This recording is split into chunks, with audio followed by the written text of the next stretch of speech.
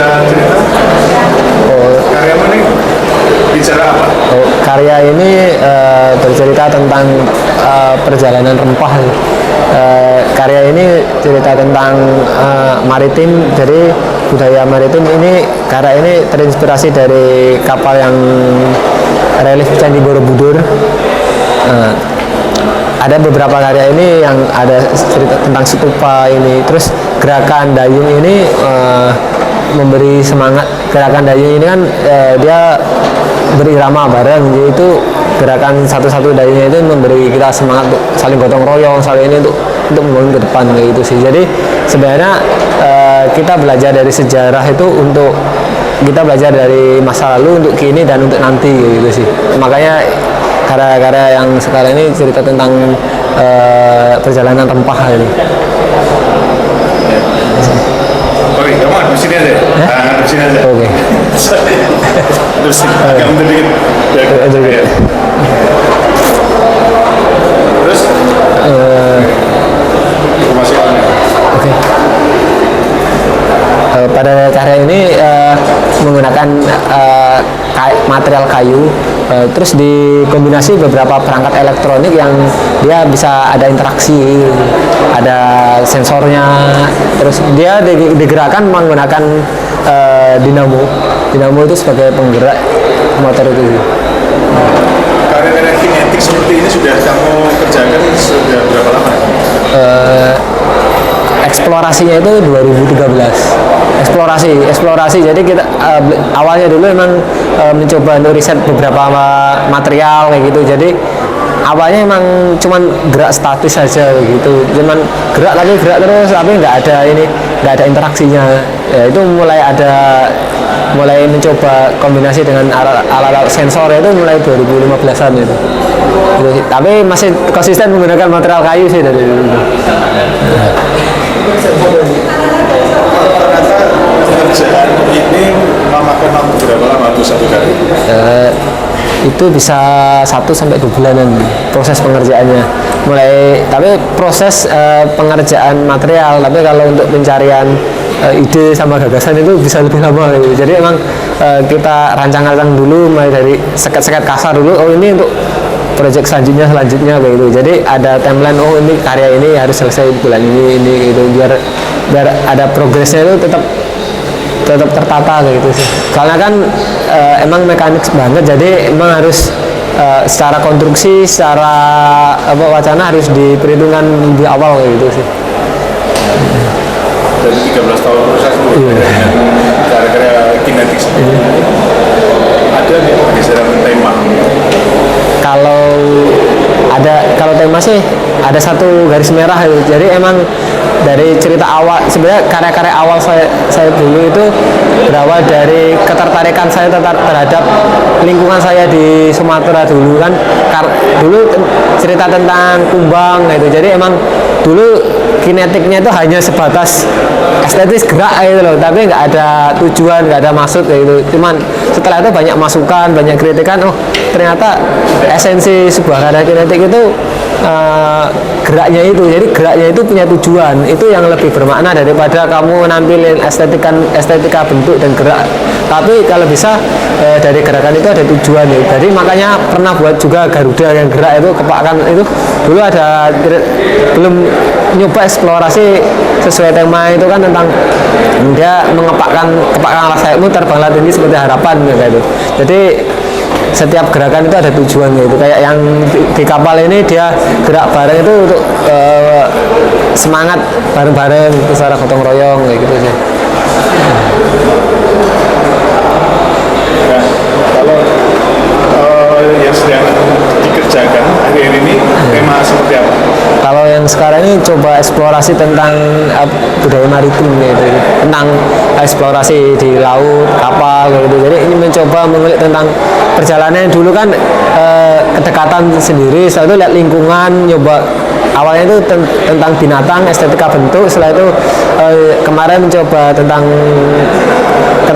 ketertarikan tentang Garuda itu karena lihat beberapa setiap di perempatan di Jogja itu ada bentuk Garuda gitu loh. Garudanya itu bentuknya berbeda-beda. Setelah itu ya tertarik untuk mencoba mengeksplorasi dengan gerak itu, tapi nggak asal gerak gitu sih awalnya itu. Setelah itu berjalannya waktu ternyata saya ingin mencoba mengulik tentang budaya maritim. Dari belajar itu secara mekanik kita udah belajar dari situ, sekarang lagi mengeksplor tentang budaya maritim ini sih. Kemarin di Bengkulu itu mencoba riset beberapa, karena di sana kan juga pernah perjalanan rempah juga. Di sana pernah kejayaan tentang lada hitam. Dulu pernah menjadi penghasil lada hitam yang paling bagus. Terus ternyata jejak artefaknya itu masih ada, dan itu harus kita pelajari untuk masa kini, dan siapa tahu nanti akan lebih jaya lagi seperti dulu gitu. Untuk soal pilihan material, eksplorasi material apa lagi yang sedang kamu kejar? Kalau sekarang sih nyoba ya, kalau material yang saya gunakan material kayu, besi itu sekarang lagi nyoba material.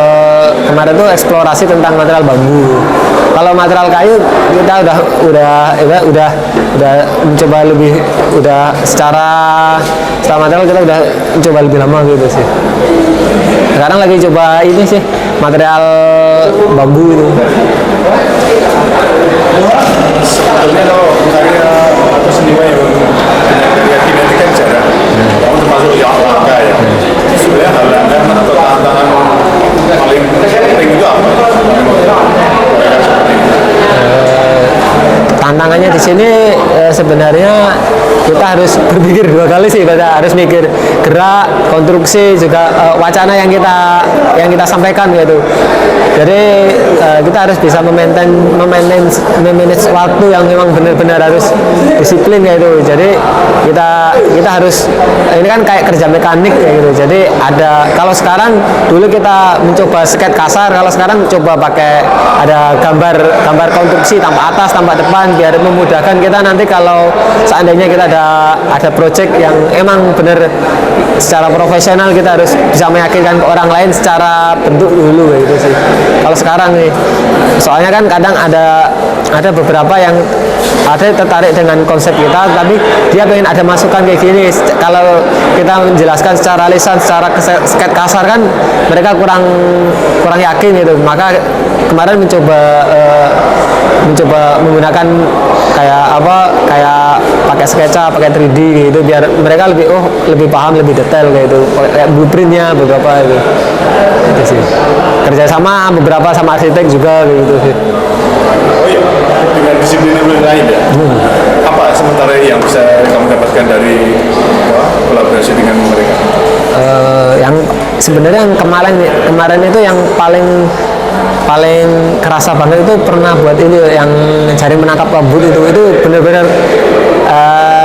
kita bekerja sama dengan orang yang tahu tentang air, tentang ini, tentang suhu ruangan, suhu tekanan udara gitu. Jadi kita kolaborasi dengan beberapa disiplin ilmu yang lainnya yang emang dia lebih kompeten gitu, karena kita kan kalau sebatas konstruksi material, bentuk itu kita emang udah terbiasa, tapi secara kelayaan itu kan layak untuk dikonsumsi. Jadi emang air itu emang seni, tapi juga bisa berdampak langsung ke masyarakat gitu. Jadi emang harus berkolaborasi dengan disiplin ilmu lain gitu.